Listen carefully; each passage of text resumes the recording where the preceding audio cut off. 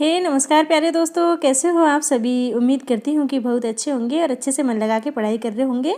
दोस्तों, जैसा कि आप सभी जानते हो कि इससे पहले हम महादेवी वर्मा जी का जो फर्स्ट पार्ट है वो देख चुके हैं और फर्स्ट पार्ट में हमने देखा है इनसे जुड़े हुए सभी महत्वपूर्ण तथ्यों को। और यहाँ पे हम देखेंगे कितने क्वेश्चन आंसर है जो यहाँ से बन रहे हैं और बन सकते हैं। ठीक है दोस्तों, कुछ तथ्य ऐसे थे जो मैं पहले आपके लिए फर्स्ट पार्ट में नहीं लाई हूँ, उनके मैंने डायरेक्ट क्वेश्चन बना के आपके सामने लेके आई हूँ। ठीक है, तो आप इस वीडियो को अच्छे से देखना। और दोस्तों, आप सभी का बहुत बहुत धन्यवाद, बिल्कुल दिल से मैं आपका शुक्रिया अदा कर रही हूँ कि आपने महादेवी वर्मा जी वाली जो फर्स्ट पार्ट वाली वीडियो है उसको बहुत ज़्यादा अच्छे से देखा। और मैं उम्मीद करूँगी कि आप इसको भी बहुत अच्छे से देखोगे। ठीक है, क्योंकि इसको देखने के बाद आपका महादेवी वर्मा जी से संबंधित कोई भी क्वेश्चन आएगा ना, वो कभी गलत होगा ही नहीं, ये मैं आपको भरोसा दिलाती हूँ। ठीक है दोस्तों, तो चलो इसको स्टार्ट करते हैं। देखिए, फर्स्ट क्वेश्चन है, ज्ञात अपूर्ण से अज्ञात पूर्ण का तादात्म्य है, यही रहस्यवाद है और इसके प्रयोक्ता कौन है। ये जो पंक्ति कही गई है कि ज्ञात अपूर्ण से अज्ञात पूर्ण का जो तादात्म्य ही रहस्यवाद है, ये पंक्ति है, इसके प्रयोक्ता कौन है। तो दोस्तों, महादेवी वर्मा जी ने कही है ये पंक्ति। ठीक है, आप याद रखना। देखिए, सेकंड क्वेश्चन में क्या पूछा गया है कि तरी को ले जाओ मझधार डूबकर हो जाओगे पार, विसर्जन ही है करना धार वही पहुंचा देगा उस पार। तो दोस्तों, ये पंक्ति महादेवी वर्मा जी की है। ठीक है, आपको ये यहाँ पे बताना है। देखिए, नेक्स्ट क्वेश्चन में क्या पूछा गया है, इस पर बताइए आप। सुख दुख की आवेशमयी अवस्था विशेष का गिने चुने शब्दों में स्वर साधना के उपयुक्त चित्रण कर देना ही गीत कहलाता है। हम गीत के बारे में महादेवी वर्मा जी की ये परिभाषा पहले ही देख चुके हैं, तो आपको तुरंत पता चल गया होगा कि ये किसकी परिभाषा है। ठीक है दोस्तों, गीत के बारे में कहा है महादेवी वर्मा जी ने ऐसा।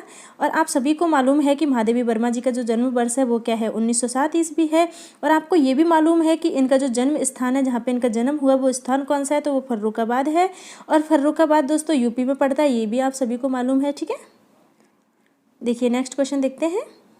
निम्नलिखित में से कौन सा काव्य संग्रह महादेवी वर्मा का नहीं है। दोस्तों, यहाँ पे पूछा है कि नहीं है, तो आपको मालूम होना चाहिए। एक नहीं है तो बाकी के तीन तो है ना।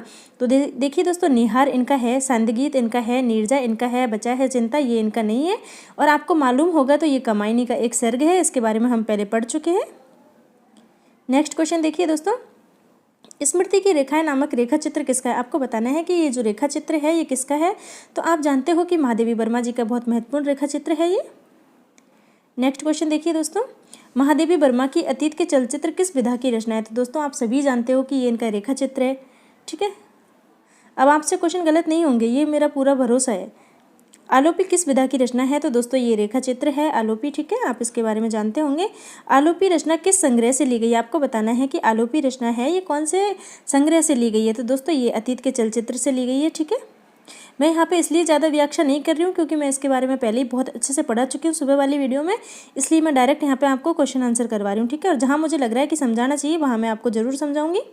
नेक्स्ट क्वेश्चन देखिए दोस्तों, गौरा रेखा चित्र किस पशु का वर्णन किया गया है। जो गौरा रेखा चित्र है महादेवी वर्मा जी का, इसमें कौन से पशु के बारे में बात की गई है।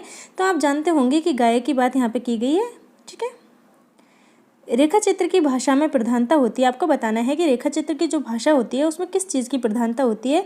तो दोस्तों, रेखा चित्र में चित्रात्मकता, प्रतीकात्मक शिल्प और बिंबात्मकता, ये सभी की प्रधानता होती है। ठीक है, ये सभी अनिवार्य रूप से होने चाहिए रेखा चित्र की भाषा में।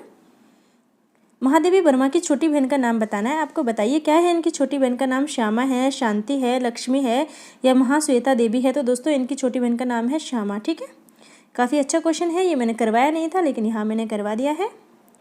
महादेवी वर्मा के पशुपालन का मुख्य उद्देश्य है वो क्या है। ठीक है, आपको मुख्य उद्देश्य बताना है। देखिए दोस्तों, खाद्य पदार्थ के लिए, दूध के लिए, प्रेम बस, बोझ उठाने के लिए। बताइए किस लिए ये पशुपालन करती थी। तो दोस्तों, इनको प्रेम था बहुत ज़्यादा जानवरों से, इसीलिए ये पशुपालन करती थी। ठीक है, महादेवी वर्मा आधुनिक काल के किस खंड से संबंधित है। तो आप सभी जानते हो कि ये छायावाद के 4 जो आधार स्तंभ है उनमें से एक है और उनको छायावाद की शक्ति कहा जाता है। ठीक है, शक्ति मतलब दुर्गा। ठीक है दोस्तों, बहुत इंपॉर्टेंट क्वेश्चन है ये, सब आप सभी को आना चाहिए और ये बहुत बेसिक क्वेश्चन है।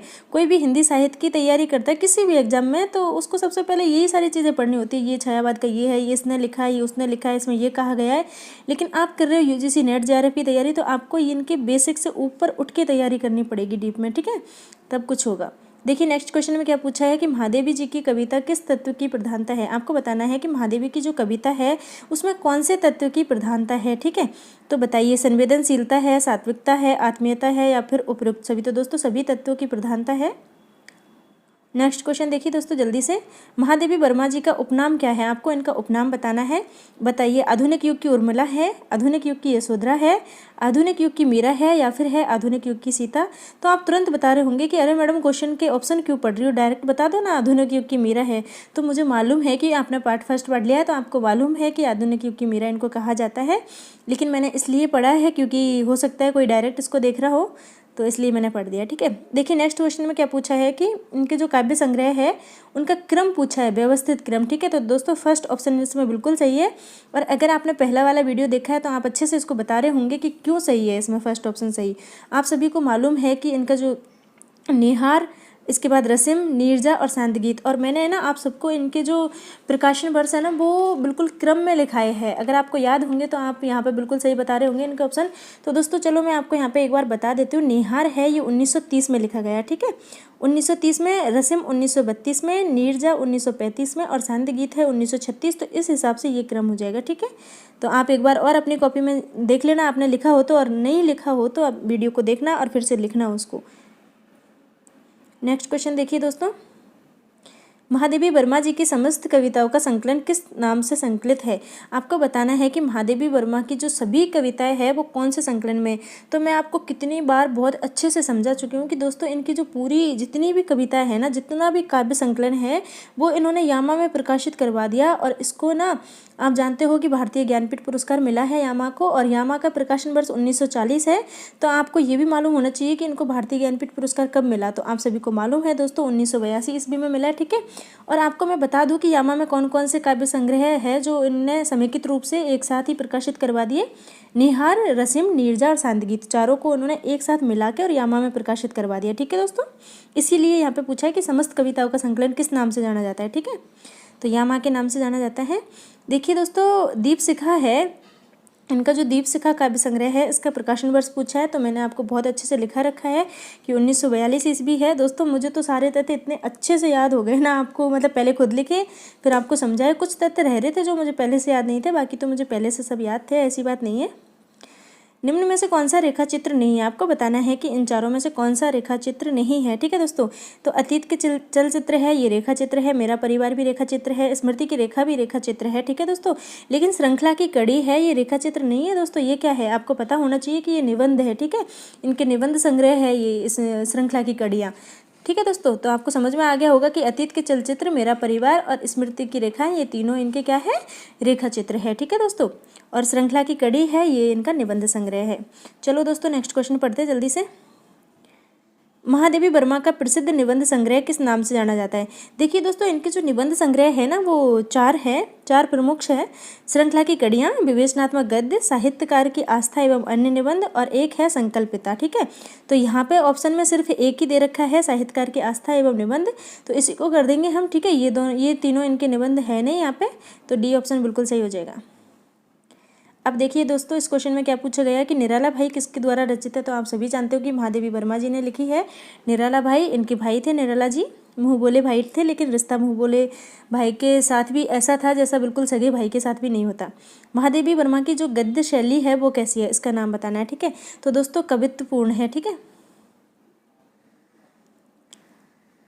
आपको लग रहा होगा कि मैडम बहुत जल्दी जल्दी पढ़ा रही है, तो जल्दी पढ़ाने का कारण ये है कि दोस्तों 7:45 बज गए और मुझे खाना बनाना है, पापा जी भूखे हैं। ठीक है, तो चलो इसको पढ़। देखिए दोस्तों, निराला भाई साहित्य की किस विधा से संबंधित है, आपको यहाँ पे ये बताना है कि निराला भाई जो इनकी कृति है ये साहित्य की कौन सी विधा से संबंधित है। तो आप सभी को मालूम होना चाहिए कि संस्मरण विधा से संबंधित है। ठीक है दोस्तों, महादेवी वर्मा का कवि निराला से क्या संबंध था, तो बताइए, आपको सबको मालूम है कि क्या संबंध था। तो वीडियो के स्टार्टिंग में ही मैं आपको बता चुकी थी, जो फर्स्ट पार्ट है उसमें, कि इनका जो संबंध था वो भाई बहन का संबंध था। ठीक है दोस्तों, किस लेखिका को आधुनिक युग की मीरा कहा जाता है। तो आप सभी जानते हो कि महादेवी वर्मा जी को आधुनिक युग की मीरा कहा जाता है। अब आपको ये कठिन से कठिन क्वेश्चन भी बहुत आसान लग रहे होंगे, ऐसा मुझे लग रहा है, क्योंकि मुझे लग रहे हैं और मुझे तो पहले भी लगते थे। छायावादी काव्यधारा की प्रमुख कवित्री कौन है। तो दोस्तों आप सभी जानते हो कि छायावाद की जो प्रमुख कवित्री है वो महादेवी वर्मा है, क्योंकि छायावाद के जो आधार स्तंभ है उनमें से एक है ये। ठीक है दोस्तों, महादेवी द्वारा लिखित रचना है, आपको बताना है कि महादेवी वर्मा जी की कौन सी रचना है इन चारों में से। तो कामायनी जयशंकर प्रसाद की है, ये इनका काव्य महाकाव्य है कामायनी।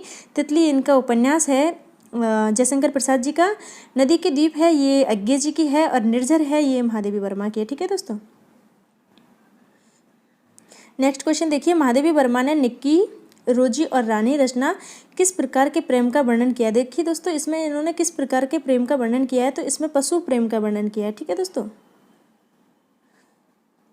महादेवी वर्मा का जन्म किस त्योहार को हुआ दोस्तों? होली के पर्व के दिन इनका जन्म हुआ था और इसीलिए इनको बहुत प्रिय था होली का त्यौहार। महादेवी वर्मा के परिवार में कितनी पीढ़ियों के बाद पुत्री का जन्म हुआ दोस्तों? मैं आपको बता चुकी थी कि 200 सालों के बाद, यानी कि 7 पीढ़ियों के बाद इनके घर में पुत्री का जन्म हुआ। और दोस्तों आप मुझे एक क्वेश्चन का आंसर बताना कमेंट में, ये बताना कि इनके दादाजी का नाम क्या था। ठीक है, क्योंकि इनके दादाजी के नाम से संबंधित क्वेश्चन पूछा जाता है और मैंने ये आपको बताया नहीं है, और ना पहले बताया था पहली वाली वीडियो में, ना इसमें बताया, तो आप मुझे कमेंट करके बताना। ठीक है, अगर मैं चाहती तो मैं भी आपको बता देती यहाँ पे, लेकिन मैं इसलिए नहीं बता रही हूँ ताकि आप उसको ढूंढो, आपको याद है तो आप डायरेक्ट कमेंट करो ताकि आपको याद हो जाए वो। ठीक है।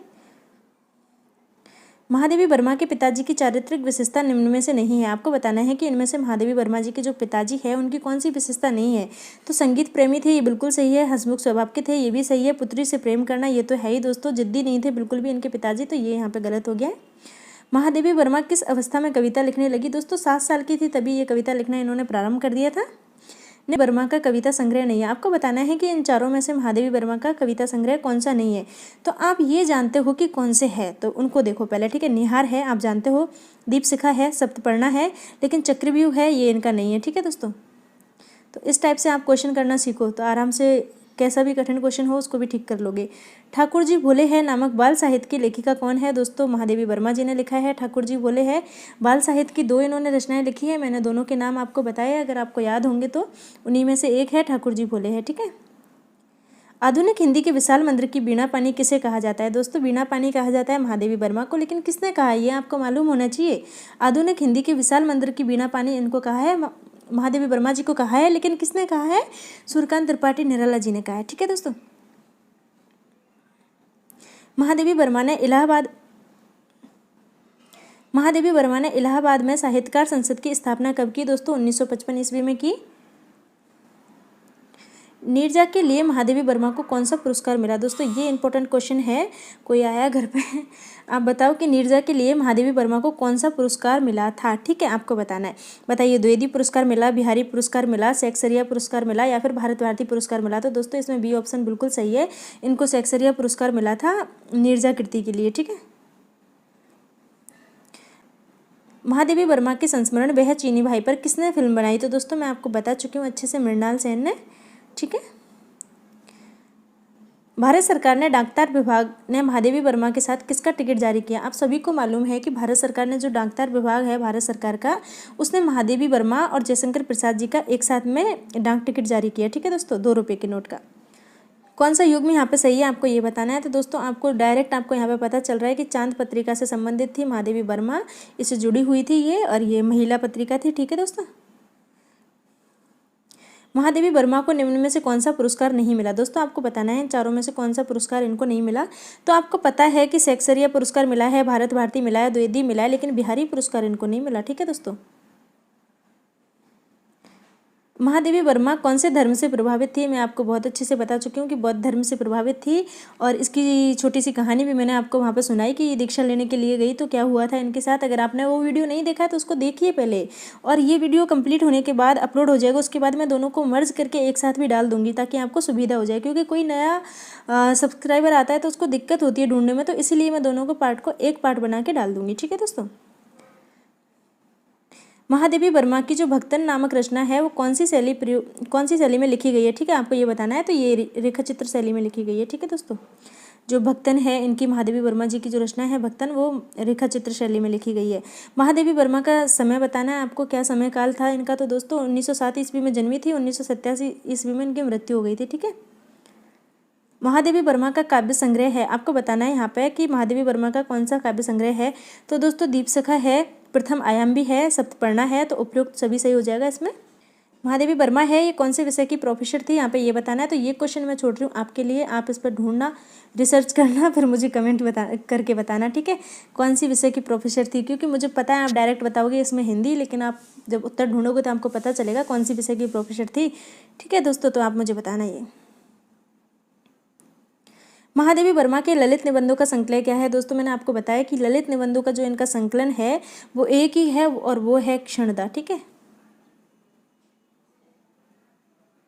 नेक्स्ट क्वेश्चन देखिए, सन 1963 में महादेवी वर्मा के संस्मरण रेखा चित्र व निबंधों का एक ही संग्रह प्रकाशित हुआ था। दोस्तों मैंने आपको बहुत अच्छे से ये क्वेश्चन समझाया है कि इनकी गद्य की जितनी भी रचनाएं हैं ना, संस्मरण रेखा चित्र और निबंध, सभी को मिला के एक ही रूप में इनको प्रकाशित करवाया था और हिमालय के नाम से प्रकाशित करवाया था। ठीक है दोस्तों, आपको मालूम होना चाहिए।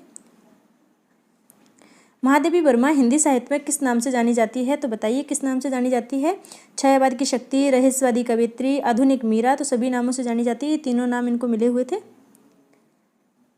महादेवी वर्मा को हिंदी के विशाल मंदिर की सरस्वती की उपमा किसने दी? पहले ही बता चुकी हूँ आपको, सूर्यकांत त्रिपाठी निराला जी ने दी है। अब आपको बहुत आसान ये क्वेश्चन लग रहे होंगे, ऐसा तो मुझे पता है पूरा क्योंकि आपने अच्छे से इसको पढ़ लिया है और लग रहे होंगे कि मैडम क्या सरल सरल क्वेश्चन करा रही है, लेकिन ये सरल नहीं है। अगर आप इनको पहली बार देखते तो आपको बहुत कठिन लगते हैं ये क्वेश्चन। देखिए दोस्तों, इस क्वेश्चन में देखिए, महादेवी वर्मा ने महिलाओं के लिए किस प्रमुख पत्रिका का कार्यभार संभाला? तो मैं आपको पहले ही बता चुकी हूँ, चांद पत्रिका का। ठीक है दोस्तों, निहार, रसिम, नीरजा तथा सांदीगीत नामक काव्य संग्रहों का संयुक्त रूप से यामा में इन्होंने प्रकाशित करवाया, मैं बता चुकी हूँ। और इसके लिए इनको कौन सा पुरस्कार मिला ये भी मैं आपको बता चुकी हूँ। कौन सा मिला? भारतीय ज्ञानपीठ पुरस्कार। ठीक है, 1982 ईस्वी में मिला। महादेवी वर्मा ने किसकी सहायता से साहित्यकार संसद की स्थापना की? दोस्तों किसकी सहायता ली इन्होंने साहित्यकार संसद की स्थापना करने में? तो मैं आपको बता चुकी हूँ कि इलाचंद्र जोशी की सहायता ली थी। ठीक है, महादेवी वर्मा को साहित्य सेवा हेतु पुरस्कार मिला, आपको बताना है कि कौन सा पुरस्कार मिला है इनको साहित्य में सेवा देने के लिए। तो दोस्तों इनको ये तीनों पुरस्कार मिल रखे हैं, मंगला प्रसाद पारितोषिक, भारतीय ज्ञानपीठ और भारत भारती सम्मान। ठीक है, सभी मिल रखे हैं, तो सभी ऑप्शन सही हो जाएगा इसमें। निम्न में से कौन सा सम्मान महादेवी वर्मा को मरणोपरांत मिला? दोस्तों आपको ये बताना है कि इनमें से कौन सा जो पुरस्कार है जो मरने के बाद इनको मिला है, तो बताइए दोस्तों कौन सा है? पद्म भूषण है, पद्म विभूषण है, पद्मश्री है या फिर ज्ञानपीठ है? तो दोस्तों पद्म विभूषण है, इनको मरने के बाद मिला। ठीक है, नेक्स्ट क्वेश्चन देखिए, 16 सितंबर 1991 को भारत सरकार के डाक तार विभाग के किस साहित्यकार के साथ महादेवी वर्मा के सम्मान में 2 रुपये का नोट युगल टिकट जारी किया गया था? ठीक है दोस्तों, इसको पहले ही पढ़ चुके हैं, दोबारा से मैंने लिख दिया है, जयशंकर प्रसाद है इसमें। भक्तन नामक संस्मरण महादेवी वर्मा की किस संकलन से लिया गया? आपको यहाँ पे संकलन का नाम बताना है कि कौन से संकलन से लिया गया है। तो स्मृति की रेखा जो संकलन है इससे लिया गया है ये संस्मरण। ठीक है, भक्तन नामक। ये लास्ट क्वेश्चन है इस पार्ट का और जल्दी से देख लेते हैं इसको। देखिए दोस्तों, महादेवी वर्मा किस शिक्षण संस्था की प्राचार्य रही? कौन सी शिक्षण संस्था है जिसकी ये प्राचार्य रही? ठीक है, तो आप सभी को पता है कि प्रयाग महिला विद्यापीठ है, इससे जुड़ी हुई थी ये और लगातार इसमें काम करती रही। ठीक है दोस्तों, ये हमारा पार्ट यहाँ पे खत्म हो रहा है। उम्मीद करती हूँ कि आपको पसंद आया होगा। हाँ, थोड़ा जल्दी मैंने इसको पढ़ के समझाया है क्योंकि इससे पहले मैं तथ्य बहुत ज़्यादा डिटेल में बहुत अच्छे से समझा चुकी हूँ, इसीलिए क्वेश्चन मैंने जल्दी करवाया क्योंकि आपको सभी तथ्य याद होंगे, क्योंकि तथ्य देखे हुए आपको ज़्यादा समय हुआ नहीं है, 3-4 घंटे ही हुए होंगे। तो आपने ये सभी क्वेश्चन बहुत, मैं ऐसी उम्मीद करती हूँ। और जो मैंने आपसे पूछा है वो कमेंट करके बताना। ठीक है दोस्तों, चलो बाय बाय, मैं जाती हूँ अभी खाना बनाने, आप वीडियो देखो और उसके बाद चलो दोस्तों हम मिलेंगे अब नेक्स्ट वीडियो में। तब तक आप सभी को बाय बाय। ठीक है।